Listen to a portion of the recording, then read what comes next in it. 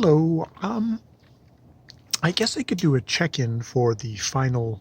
Well, I've done the check-in for the first three chapters of the Murderbot number 4 exit strategy.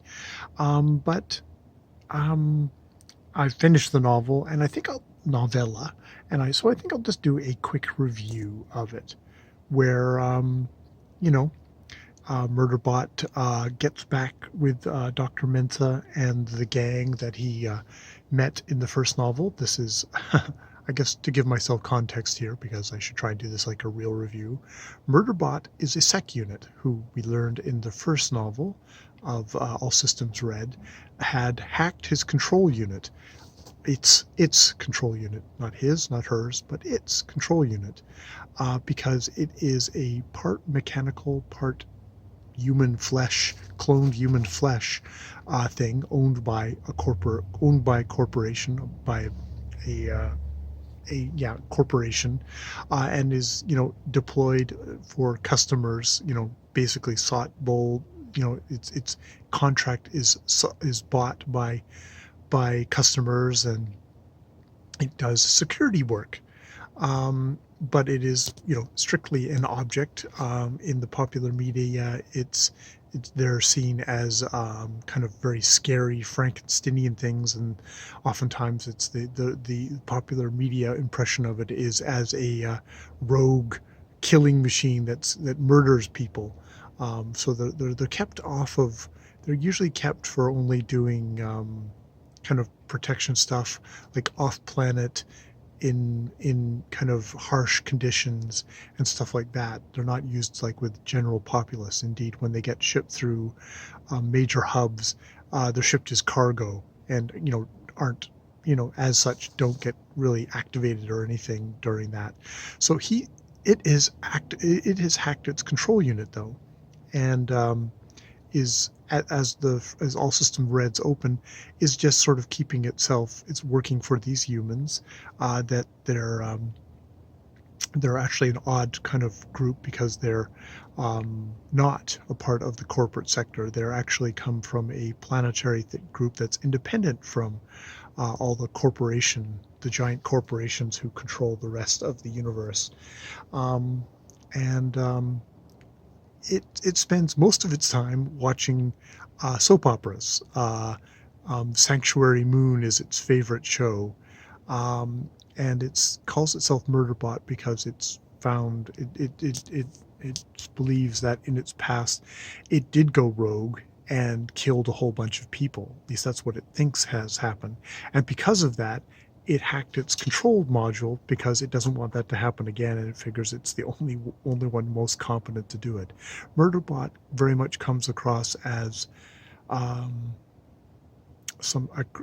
being that's very much on the autistic scale. Won't make eye contact with other people, prefers to look at people through cameras, doesn't really understand human emotion, doesn't really want anything to do with humans yet. Loves its stories. Sanctuary Moon is a story about humans and their dramas, and very kind of soapy stuff.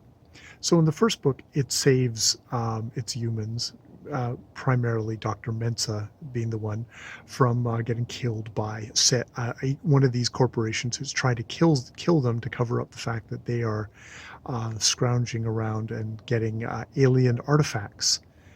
And wants to sell them and stuff like that. And to cover that up, it's trying to kill the survey unit that Dr. Mensah and their group is doing.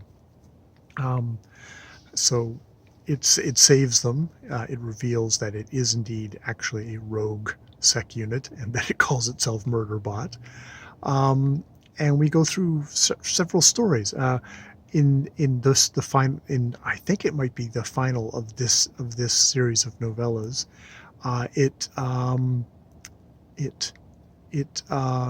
is coming back from a thing in the last novella where it got information about the corporation Skycrest, this corporation, and was bringing it back to Dr. Mensah, but because of its interaction with agents of the corporation on this on this satellite around this moon. It's it caused the corporation to panic and grab Dr. Mensa, thinking that it sent Murderbot to get the information. So we go through another really good thing of Murderbot being damn good at its job, being able to jump, um, navigate its way through security systems, it being at least very much partially mechanical, being a computer.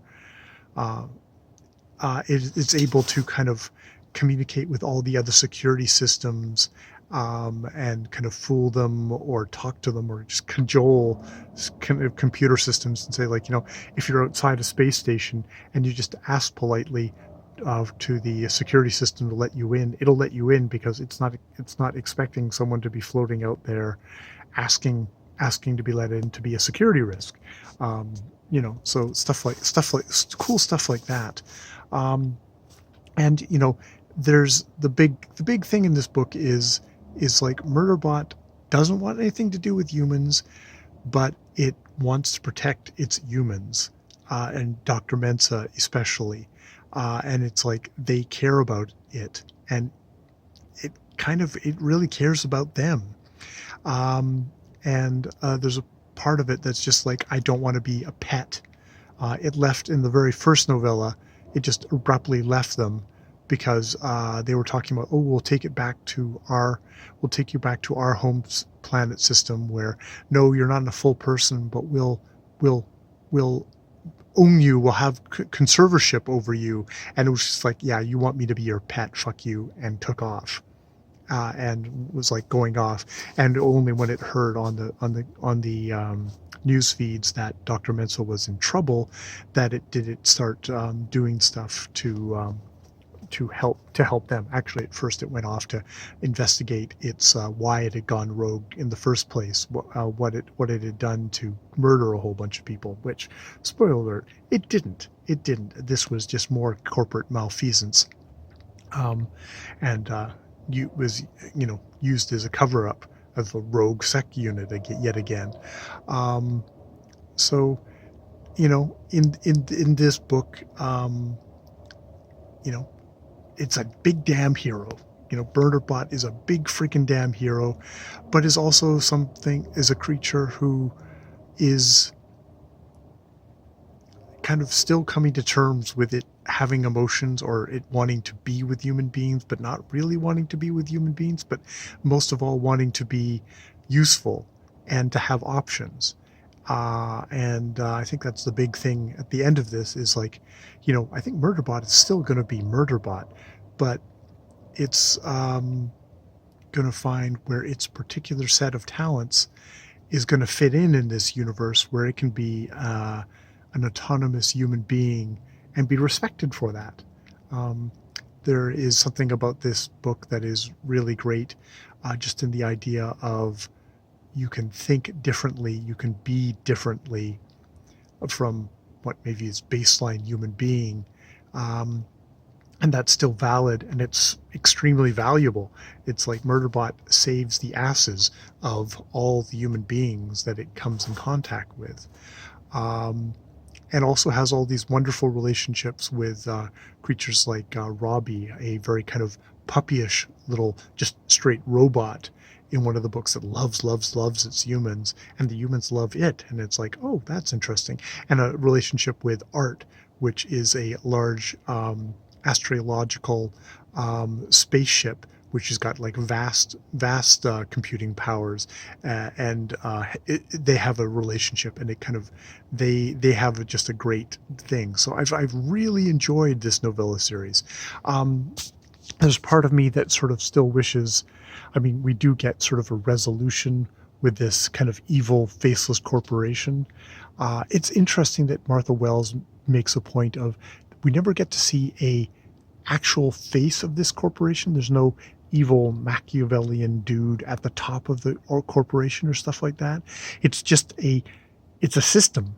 It's like another computer system where you don't expect there to be like, a little evil guy in the middle of the computer system. No, it's a system. And that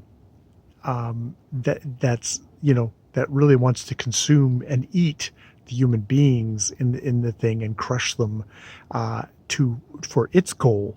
But it's very much it's interesting, like it's as sociopathic, the sociopathic kind of mechanical system that is it's as much as, like, a lot of the computer systems in these novellas are, especially Murderbot and stuff like that, which is computer, but is also human, but has also been stripped down to kind of an, like, almost autistic level, is far more human than the corporations, with all these human beings in them, which are so-called, should be flesh and blood and should have empathy and sympathy. It's like, no, we're in this system that doesn't give a fuck about all that, so they don't give a fuck about that. Or maybe they do, and they go home and they kiss their kids at night, but then they go back to being functionaries within this system again, which, yeah. Yeah, so that is my review of Exit Strategy by Martha Wells, number 4 in the Murderbot series. I think there might actually be a novel after this, which would be interesting to see.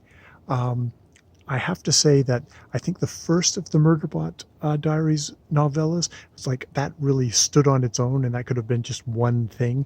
The other ones, it definitely felt like, okay, we're just kind of making sections of a novel, and there's definitely some of the middle ones suffered from the fact that they didn't really have senses of resolution. They were just like, okay, these are stopping points along the way, really well written stopping points way, really. I mean, but the big engine with all this is that, you really, as you really care about Murderbot. The more that Murderbot doesn't want to deal with its emotions and is like, I hate all humans, and but is also a big damn hero, and you want Murderbot to have its own soap opera, which is sort of what happens at the end. It gets to be on the entertainment feeds, which I think really thrilled Murderbot, which I thought was really, really cute and really, really fun. And you feel that. That's really awesome. Okay, yes, that's my review of Exit Strategy by Martha Wells. More videos later.